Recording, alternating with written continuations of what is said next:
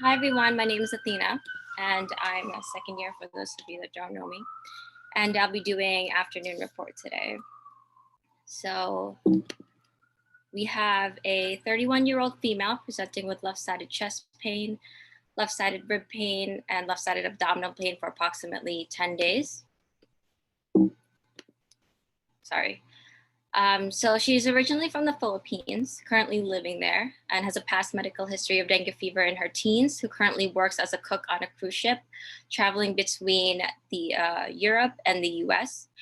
And she describes the chest pain and rib pain as tight and cramping in nature and endorses dyspnea on exertion, especially when walking up the stairs, cough that is sometimes productive with white sputum, and left-sided abdominal pain. But she denies any chills, nausea, vomiting, hemoptysis, diarrhea, lower extremity swelling, rashes, joint swelling, weight loss, or headaches. So a few days after these symptoms started, she was taken to the medical area of the cruise ship. When she presented to our ED, she came in with a very limited progress note of what was done for her by the medical team in the cruise ship.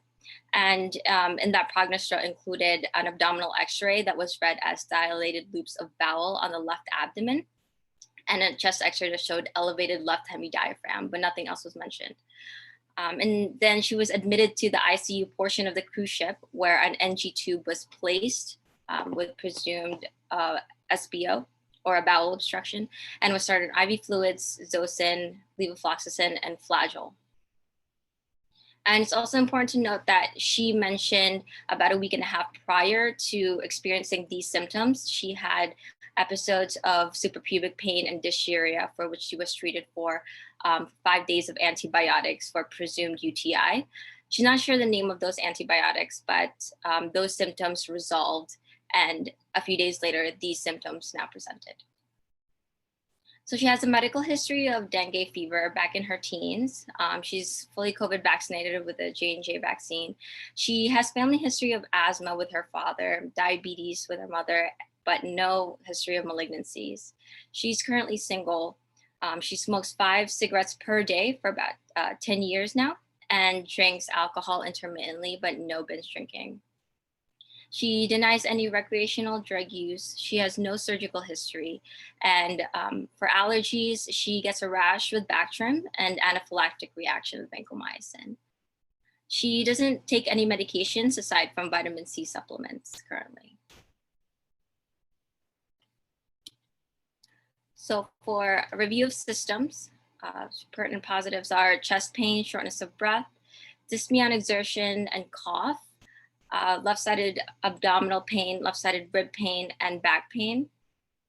But negative for headaches, no fevers, no chills. For her vitals in the ED, she was noted to be afebrile, but bradycardic at 55. She's borderline tachypnic at 20. Respiratory, she's saturating well in room air at 97%, and her blood pressure is normal at 124/76. She weighs 104 pounds. Her exam shows that she is in no acute distress. She's talking easily in full sentences. She is bradycardic, but regular rhythm, no murmur-ups or gallops. She's breathing quite comfortably on room air with no accessory muscle use, but she had her lungs were clear to auscultation on the right side, but her breath sounds were severely diminished on the left side.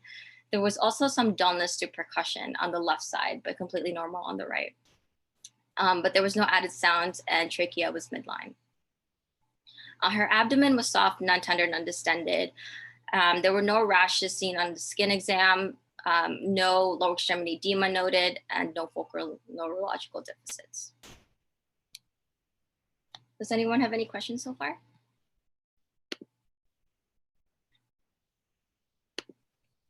Remember, questions about the history or physical things you might want to know. Any history of trauma to the left side or like falls? No history of traumas. Could you repeat the time course of the symptoms again? So actually, she started feeling these symptoms on Thanksgiving, so November 25th, and she came in about 10 days later.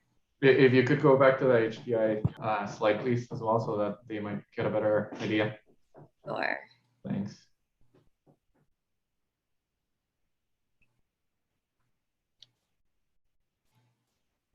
Did you mention if, in their negative history, did she have like any weight loss? Oh, right there.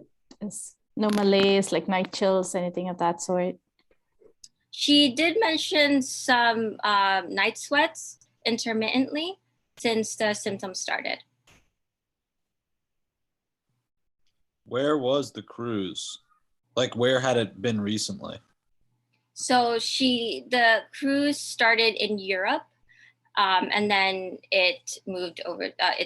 It traveled to the U.S., but she never really left the cruise ship because of COVID. She just stayed in the ship the whole time. Yeah, and Fatma had a few questions, or we have a few questions on the chat. Basically, recent travel to Asia or any improvement with antibiotics, so since Levo. Yeah, so he was treated with Flagyl Levo. Unclear for how long it was given for in the cruise ship, but those are the ones that she received. Yeah. Randy is asking if the chest pain is pleuritic, and Frida is asking about any sick exposure. There was no sick exposure. She had a bunkmate in the cruise ship, but that person was not sick or did not fall sick at all. And the chest pain was pleuritic in nature, yes. Did she have hoarseness, dysphagia, or changes in voice? She did not. Okay.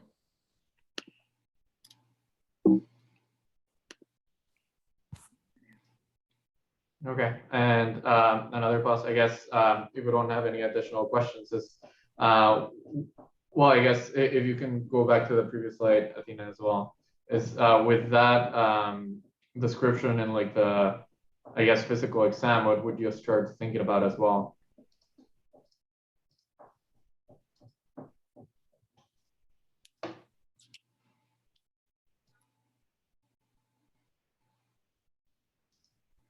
So you have right now lungs through to auscultation on the right, but diminished breath sounds on the left, dull to percussion, and no added sounds. If like with bradycardia, diminished breath sounds, and then X-ray showing like a elevated left hemidiaphragm and dilated bowel loops, I'm inclined to thinking more like some neuropathic thing or neurologic thing causing all those. Yeah, I'm curious as to how they got that read on the cruise ship, right? Like, I don't know about that cyanide as well. Like, was it just like the attending, like the same attending, like reading it, something that might have been like easily confused? Was it a radiologist that called it a left hemidiaphragm as well? Some people are saying pleural effusion. I mean, that would like fit a little bit with that description. I guess pneumonia would be another thing that could potentially fit that description as well. But that's kind of what we're seeing with the presentation as well. And yeah, the kind of like chest pain is an added thing. But with all the history and physical, what would you start? Well, Fatma has a question about constipation, diarrhea, and Nora is thinking about splenic pathology, I think. So constipation and diarrhea, Athena? She had no constipation or diarrhea. Okay, so moving on to labs and imaging that you might want to start considering for this case, what would you start ordering and why if this patient came to you after this?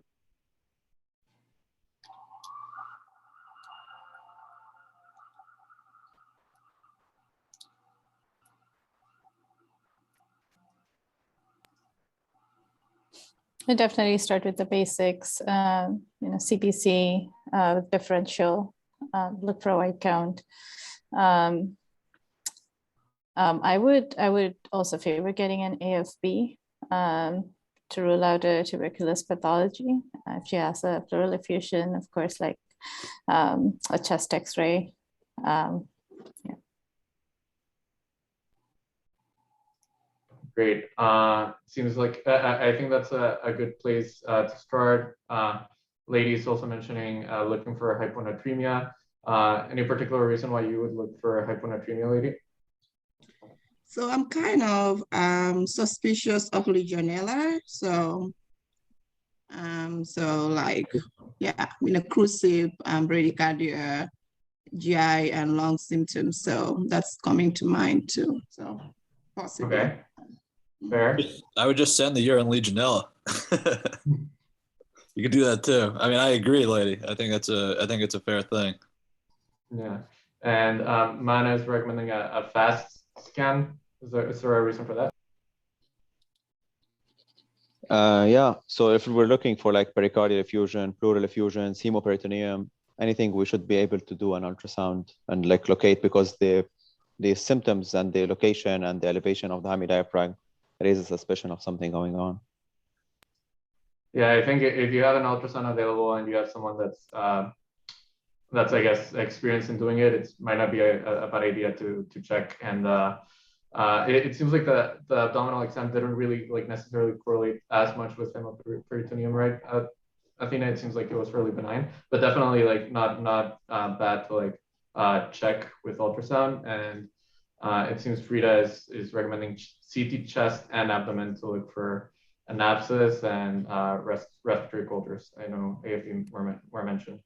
Yeah. I think it's just curious that if she could have an infection from abdomen or lung, but she's very bradycardic. Could it be like worthwhile testing for salmonella or something like that? Testing for what? Sorry, salmonella, you said? Salmonella. Okay. Is that like, yeah. Yeah. I mean, it could be. It seems like she didn't have that many, like as many like GI symptoms, and again, the physical examination was benign. But like we do have that X-ray that we can't really like put together as of now. The abdominal exam. Dr. O is asking if we can go back to the vitals.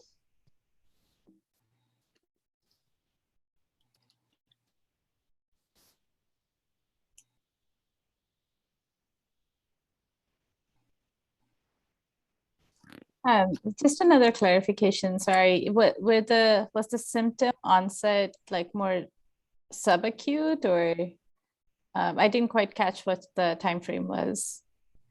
So it occurred in a matter of 10 days. 10 days. Yeah. So it slowly, gradually started kind of becoming persistent, but it wasn't like, it was more of like an acute onset. Yeah. And just became persistent. And any reason to suspect something like Lyme disease for her? Any exposures? Anything? I mean, she lives in the Philippines. She left the Philippines to work in the cruise ship. So it's possible, but not that she knows of.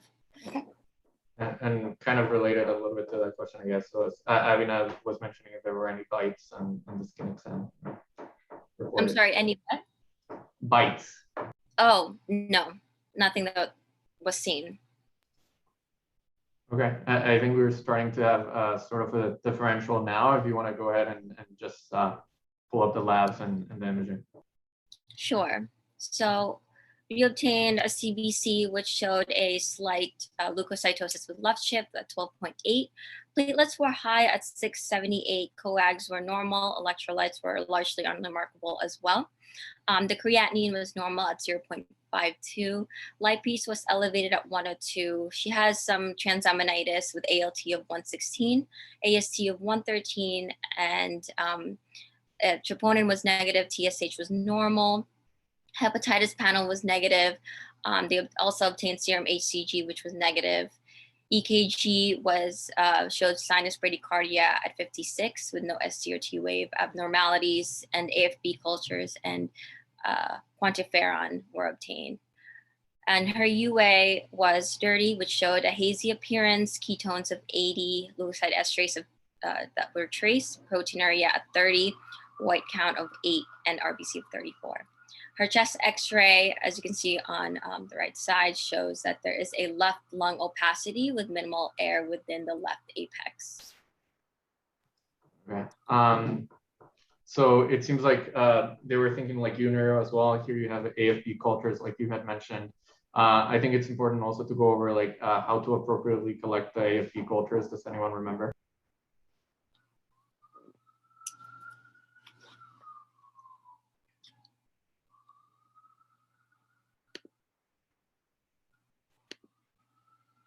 So Rebecca is saying 8 hours apart times 3. And yes, that is correct. They also recommend additionally that one of those samples is in the morning where you have a little bit of a higher yield in the sputum. Usually, like if the patient can produce the sputum by himself, then you do that. If not, then you can do like induced sputum as well. But yeah, that's kind of what you were thinking. And what's something else? I mean, if you're already like suspicious enough to order AFB cultures, what's something else that you should do, at least in the order set when you're admitting the patient?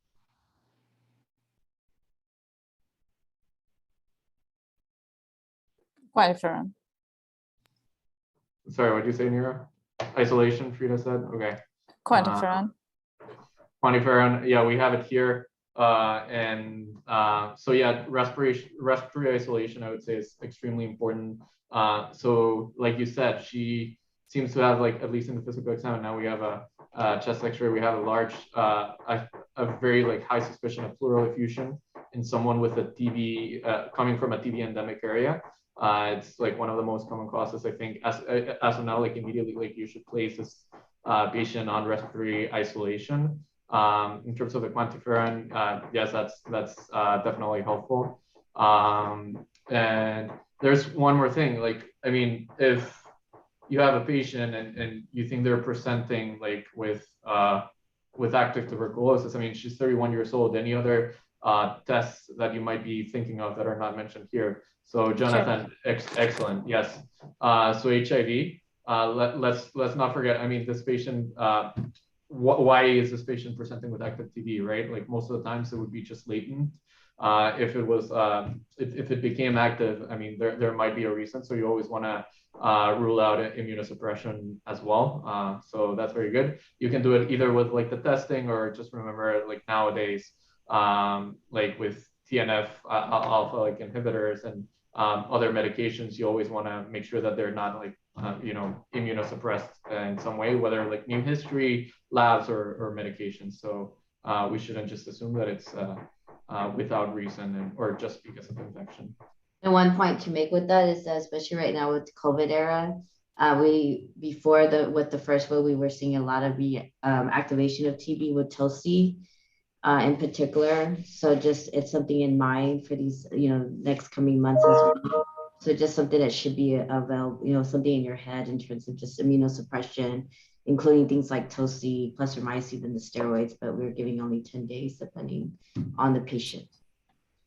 Dr. Osorio, sorry to interrupt. I just had one question also. I had been told this by one of the ID attendings I worked with. I forget exactly who it was, but in the hospital, we always order AFB, and I feel like it's never actually done because the nurses always assume it has to be truly sputum. But the ID attending had told me that it can actually just be like as simple as saliva. Like you can just spit into the, is that true? For AFB? I don't want to, that's kind of hard when you're like, one of my colleagues said this, so not necessarily. I think it really should be a good sample, and that's why ideally you want to get the morning sample, and you get RT to help you out a lot of times with the saline. So I mean, we've been in situations where, all of us have had patients where it's difficult to get a sample, and so we always get RT involved. And sometimes we're able to do it, sometimes we're not. It's whatever we can get, even 1 or 2 samples, ideally 3, and that's from studies that 3 is more appropriate. But your yield is always going to be highest in the morning. So ideally, if you're going to push for it, try to get it in the morning and get a very good sample. But again, I don't want to say something, oh, my colleague was incorrect, but I would just say that ideally morning sample. And I really would get it deep and get RT involved with the saline is my recommendation. Got it. Thank you for clarifying.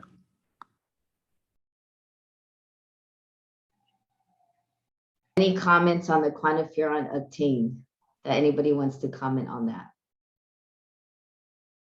I think this patient would be useless because most likely she got vaccinated. And would be if you were or got exposed. Yeah, that it may be helpful to tell you that the person may have had latent TB, but does it change anything if it comes back negative? Does your differential change? Like, can you remove TB if it comes back negative? I see people shaking their heads. No, doctor. Doctor. Yeah, it's not a diagnosis. You can't exclude TB just because you get a quantiferon negative. If it's positive, it helps. It may help you narrow, but it's not used to like discount active TB. So we see this all the time. We don't say don't get it. It's okay to get it. It's helpful, but it's not gonna, change what we may think.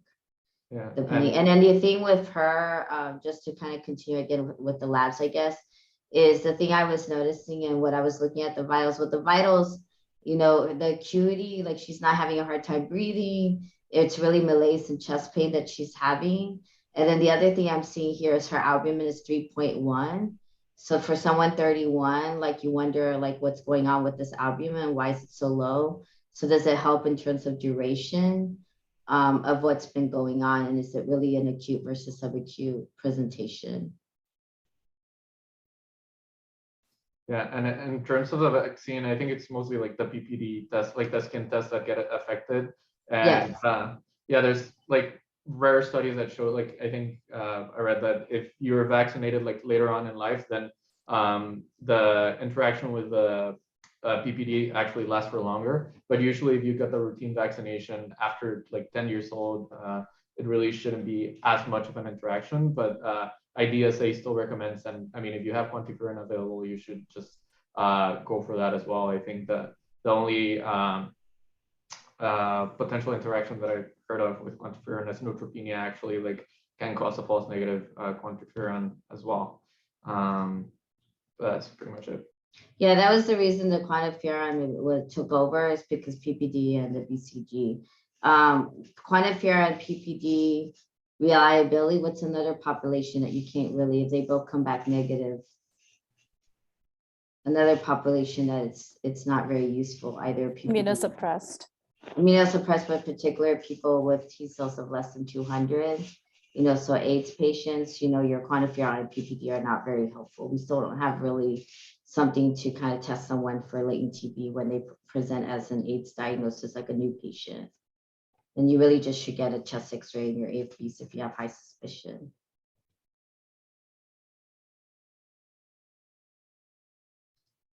Thank you, Dr. Rowe. I think we can go ahead and move on to the next slide. So can anyone summarize the whole clinical picture so far?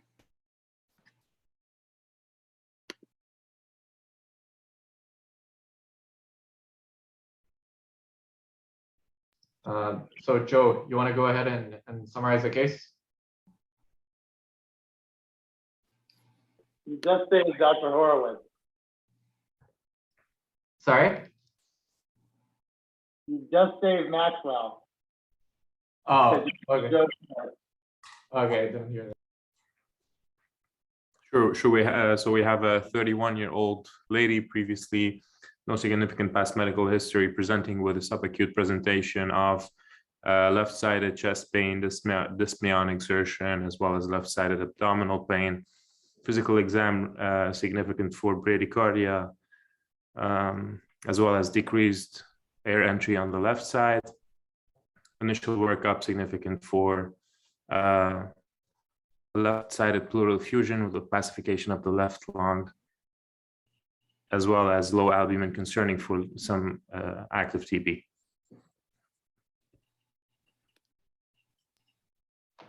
Great. So Athena, if you want to compare it to your statement. Yeah, so my statement was 31-year-old female with history of dengue fever in her teens, originally from the Philippines, working as a cruise ship cook, presenting with left-sided chest pain, rib pain, and abdominal pain for 10 days. She's found to have complete opacification of the left hemithorax on X-ray, concerning for malignancy versus infectious process. So I wanted to go over the approach of to pleural effusion. There's two ways, as we know, to classify an effusion: transitive or exudative. Primarily transitive is due to imbalances of hydrostatic or oncotic pressures. For example, with CHF, increase in hydrostatic pressure can cause a transitive effusion versus a nephrotic syndrome that can cause a decrease in oncotic pressures. With exudative effusions, it's mainly an increase in local capillary and pleural membrane permeability or lymphatic blockage that allows for the accumulation of the fluid. The fastest way that we normally classify an effusion being a transitive versus exudative is Light's criteria. And that is pleural fluid protein over serum ratio of over 0.5, which is considered exudative, and pleural fluid LDH over serum LDH ratio over 0.6, and pleural fluid LDH 2/3 the upper limit of normal. You only need one of these three criteria to fit into the exudative as an exudative pleural effusion. In addition, we have other markers that we can also order to further narrow down the etiology of the effusion, specifically with cholesterol. If it's over 45, that can suggest exudative effusion. If it's over 250, that defines a cholesterol effusion. Triglycerides over 110 supports a diagnosis of chylothorax. Glucose that's less than 60 or a pleural fluid serum glucose ratio less than 0.5 can suggest an exudative effusion, specifically rheumatoid, lupus, parapneumonic, malignant, or tuberculosis. If you're worried about a urinothorax, you can also order creatinine for the pleural effusion, and it's confirmatory if it's over 1. The pH for transidates is usually around 7.4 to 7.55. But if it's exudates, it usually is a bit more acidic at 7.3 to 7.45. You can also get an ADA, which can suggest tuberculosis pleurisy if it's over 35 to 50, and a malignancy if it's lower than 40. So some etiologies of transidative effusions include heart failure, cirrhosis, nephrotic syndrome, peritoneal dialysis, hepatic hydrothorax. And there's also some transitive effusion. So there's also etiologies that can be transidative, but more often than not is usually exudative. And this includes amyloidosis, constrictive pericarditis, hypothyroid, malignancy, PE, sarcoidosis, SVC obstruction, and even COVID-19. So they're kind of like the middle people that can either be, one or the other. For exudative effusions, there's a lot more etiologies to it in comparison to transidative effusions. So I kind of broke them down to different categories: infectious, iatrogenic or trauma, other inflammatory disorders, malignancy, or other causes. But briefly, with infectious, the most common effusions that we see that are exudative is bacterial pneumonia. You can also get it from tuberculosis, pleurisy, any abscesses right under the diaphragm, like hepatic, subphrenic, splenic abscesses, hepatitis, cholecystitis. For iatrogenic, CVC misplacement can also cause exudative effusions, and drug-induced, like amiodarone, methotrexate, hemothorax as well. Pancreatitis, acute or chronic, can cause exudative effusions, post-cardiac surgeries, and malignancies such as lymphoma, leukemia, paramalignant effusions, and exudative effusions on other causes of that could also be connective tissue disease, endometriosis, and ovarian hyperstimulation syndrome. I actually encountered one young female undergoing IVF who ended up having complications causing bilateral pleural effusions that needed bilateral chest tubes. So that's definitely something to think about as a complication of IVF.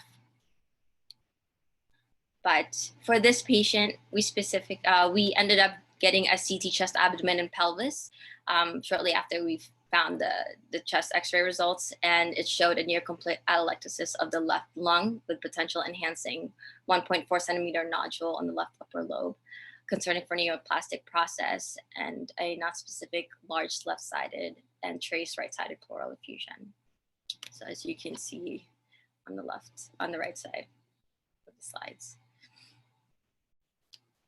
In addition, we consulted the pulmonology team who at bedside did a lung POCUS, and they found a simple large left pleural effusion with associated compression atelectasis.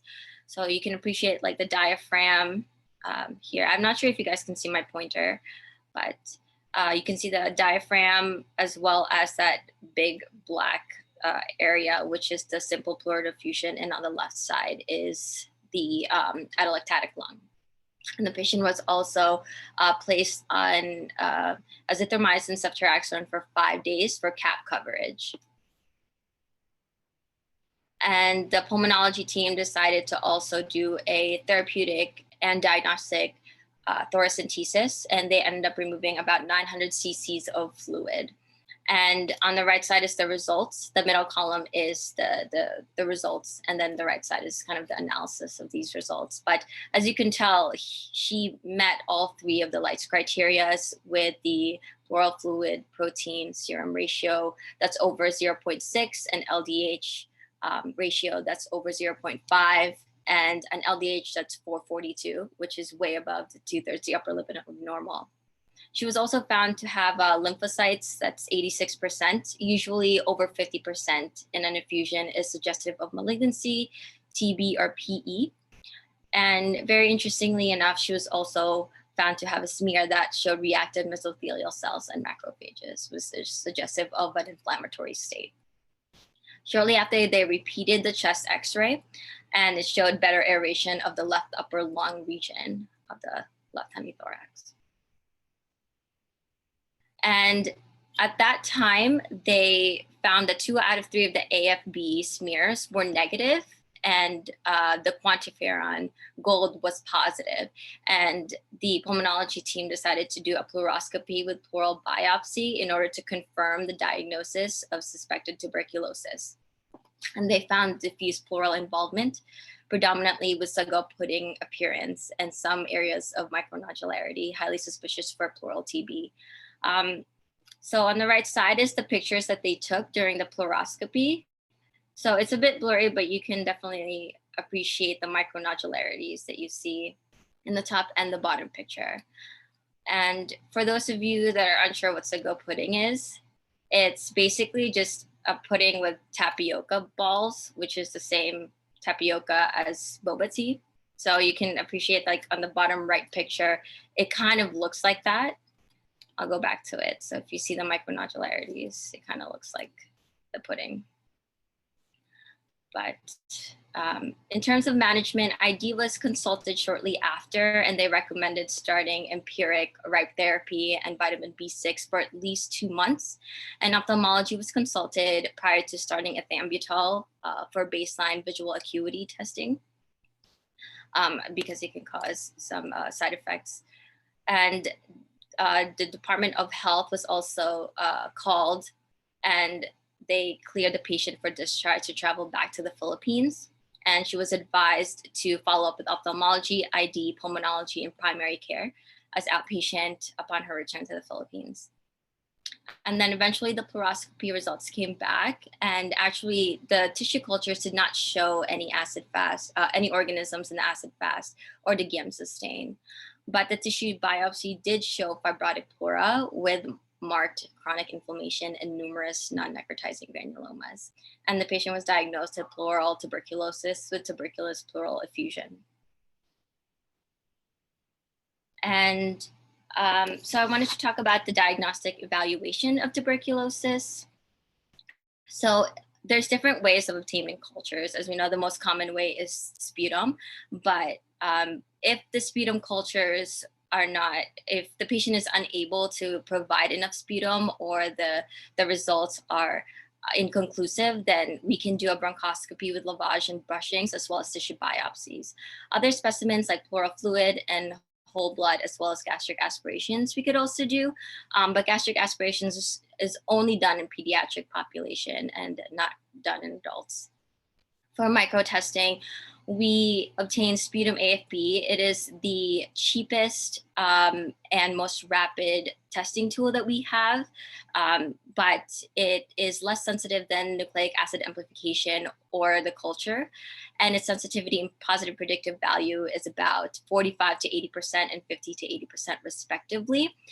And even when it is positive, it's not specific to tuberculosis. It could be NTM as well. And specifically for patients in the United States, a positive AFB is mostly from NTM rather than tuberculosis. But when the higher the number of specimens that you get, the higher the sensitivity is of up to like 90%. So that's why we obtain 3 as opposed to just 1 sputum AFB. Mycobacterial culture is the most sensitive tool that we have. The sensitivity and specificity is about 80 to 98% respectively. The molecular test is kind of the middle ground. It's more sensitive than the smear, but less sensitive than the culture. And you can have as few as 1 to 10 organisms per milliliter to get a positive NAA test result. Unfortunately, we don't have it here at Sinai. But for radiographic imaging on X-ray, you can normally see infiltrates in the upper lobe, in the apical and or posterior segments, or in the superior segment of the lower lobe. It could be either unilateral or bilateral. The less classically lobar or segmental infiltration you can also see with or without hilar adenopathy, lung mass, also known as tuberculoma, and small fibronodular lesions or pleural effusions. Very quickly, just the smears, when they come back positive, know that the DOH will send up the PCR right away. And right away, they'll tell you if it's MTB or not. So this is when the PCR is very important and the DOH is on top of it. And within really a day, you are able to be told. It just depends on the time of day that it comes back positive. And that's usually ID will call the DOH right away, and we'll be able to kind of follow up. But that's how they figure out if it's MTB or not, because that's where we really want to make sure. Yeah, and I was gonna say, so is that available in other places as well, doctor? Like, let's say this patient had like the 3 negative AFBs. I know that like we're saying that it has like higher sensitivity, and the cultures can take like a really, really long time to come back. Do you know of other hospitals that actually have it available for that testing? And I think it also gives you like some information regarding resistance to like rifampin and other antibiotics as well, right? You're muted, Dr. Osar. Sorry, I thought I had unmuted myself. But the short answer is yes. And every institution is different. So as you go out and practice, especially for those who are doing pulm crit, but really any field, really it's just dependent on cost and availability. We have a great connection with the DOH. We have the TB clinics here in the city. So what they do in the city is they try to centralize things. In other cities, it's going to be probably the hospital that you're working at. It just depends on which city it is. Like UCSD, it was really UCSD that had everything. So really in New York City, we just work together as a team. It's one centralized place. Over time, I think this molecular test will be available here. It's just right now, we have such a great DOH that the PCR is very important. And regarding like your question more has to do with the fact that these smears were negative. I'm going to let probably Athena's going to talk about, but really more of a focus on like extrapulmonary TB, which is what's going on here with this effusion. And then these smears and infectivity or not, because in the end, it's about the case and the presentation and the overall story, which already your differential is going to be high for TB. I'm just happy that Plum even did a bronchoscopy, because a lot of times it's very hard to get a bronchoscopy in these cases. And a lot of times we, as ID, end up just treating as with the full regimen. But I'm going to let Athena finish up. That's why I was going to finish depending on, because she's doing such a great job. Go ahead. Yeah, sorry, Avinath has a quick question on the chat. He was asking if we should be testing for rifampin and isoniazid resistance in travelers with TB. That is being done. That is already done. Unfortunately, we've had a few cases of MDR, even XDR TB. I know at West I had an XDR. Okay, so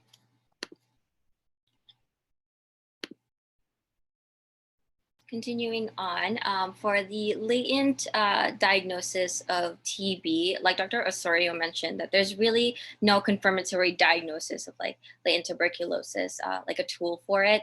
We often use the TBT skin test and interferon gamma. And again, with the BCG vaccine, you could get false positives with the TB skin test, the PPD. So in regards to the tuberculous pleural effusion, I kind of wanted to just reiterate like what your findings will be. Most of the time, it's going to be a lymphocytic predominant exudative effusion, and you can get ADA as well, which will often be more than 35 to 50 units per liter. And on biopsy, like we saw, it would show caseating granulomas. We did try to obtain ADA for this patient, but unfortunately the quantity was not sufficient, so the lab had to cancel it. So we never knew what the actual levels were for this patient. But for the effusion, she'll often see a straw color, protein concentration of over 3, and LDH that's mostly elevated. And most of the time it's more than 500. For this patient, it was about 440, so it wasn't as high as 500. The pH is usually less than 7.4 in most cases, and sometimes even lower at 7.3. And glucose is usually between 60 to 100. So just to briefly go over tuberculosis. So about 1.7 billion of people worldwide, which is 22%, is affected with tuberculosis. And the signs and symptoms include they could be asymptomatic, but they could present with fever, cough, arthralgias, pleuritic or retrosternal chest pain, which is actually not that often. If they do present with pleuritic chest pain, that could suggest that there's inflammation that's abutting or inflammation within the pleura. And they can also present with interscapular pain, pharyngitis, night sweats, weight loss, fatigue, dyspnea, ulcers because of the constant expectoration and the swallowing of the sputum that can cause ulcers within the GI tract, and anorexia.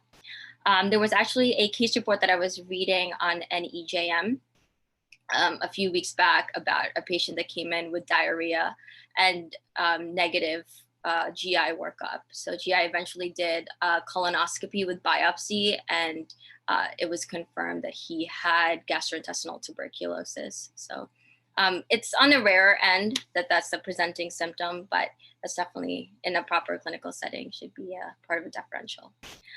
But the triggers for latent TB is mostly immunocompromised states such as HIV, AIDS, CKD even, diabetes, malignant lymphoma, steroids, TNF-alpha and receptor inhibitors, as well as cigarette smoking.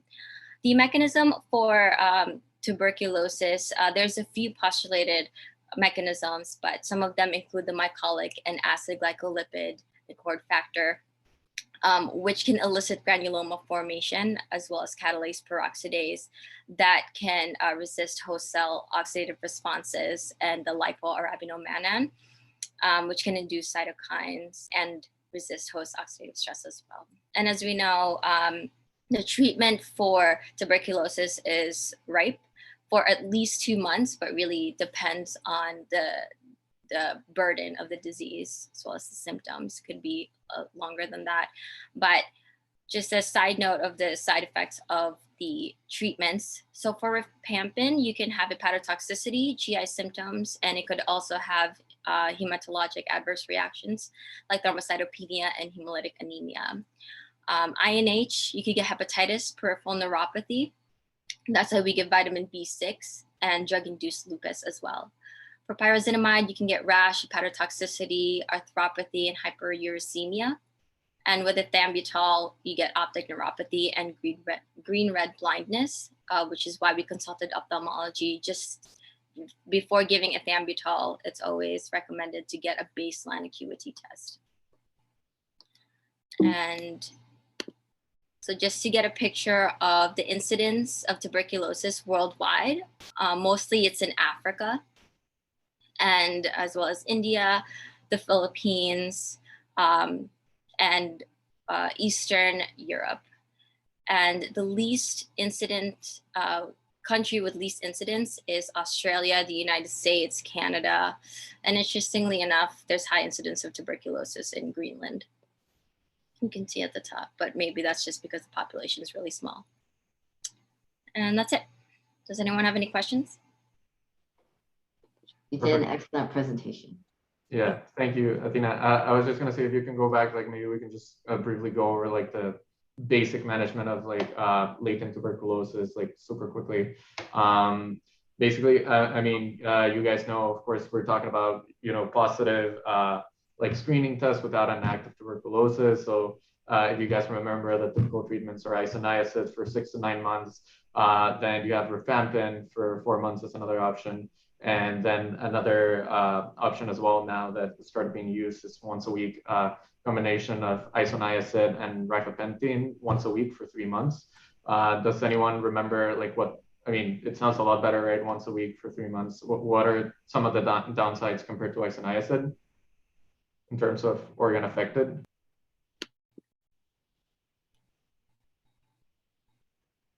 Okay, basically the concern is just that it's like significantly more hepatotoxic to do the 3 month course because you have higher loads of the medications and the liver is a little bit more affected. With all these regimens, really, you should be recommending no alcohol, no fatty foods, and just be mindful of the liver. I just wanted to go that very quickly. You did a great presentation with everything, Athena. Dr. O, we do have a question from Archana. Yeah. Yeah. Yeah, and Dr. Andrelli also wrote something. So before I go into Archana's, I was gonna ask the LFTs, what happened to them because they were elevated, and did they ever go down so that? They did. They actually normalized a few weeks later. But interestingly, she also had high platelets, which didn't go down to normal. It went down to like low 500s or 530s. But I'm assuming that's like more reactive. Yeah, that's what I was that's what I had in my brain. Because you know, in general, like elevated OFTs, depending on the number, we do all like dose, you know, adjust, like try to do lower dose as opposed to higher dose. So again, that's usually ID and pharmacy involved. And then regarding, yes, I questioned a little bit the treatment with azithro and ceftriaxone. I'm glad it was just 5 days, but I questioned it a little bit. The only thing you had was maybe the neutrophilia and the white count. I don't think she had a fever. Again, and it is true. I was always taught the same that it's best to not start any antimicrobial, but part of the reason was the azithro issue. But you know, again, I would have probably not given it, but that's, you know, it's retrospective. And yes, this is the second person because Dr. Andrelli and I were kind of corresponding. Is this the same person a few years ago? But then we realized that this is a new person. So this is the second person that's come from a cruise ship that gets diagnosed with TB, just so that you guys know. And yes, wonderful presentation. Everybody else is saying. So you did awesome. Future pool crit is what I found out, but I wish I did. But go ahead. Yeah, sorry, one more thing, Dr. O. In terms of the antibiotics, I think you also should be cautious with quinolones, right? Because like I mean, again, I don't which think this patient also got. The good thing is that the macrolides and the fluoroquinolones are kind of moving out of favor, yay. but in general, it just has to do with the fact that we treat or not. I just had very low suspicion to start antimicrobials on her. But you know, again, it's all prospective. So everything, yeah. Yeah, Okay. and I agree with Dr. A. I mean, there's a reason why they were overly cautious, right? A patient that might have been on the floor here was in the ICU in the cruise, really with limited resources. You want to have available monitoring and everything. It's not the same thing. Definitely was not a jab at their medical expertise.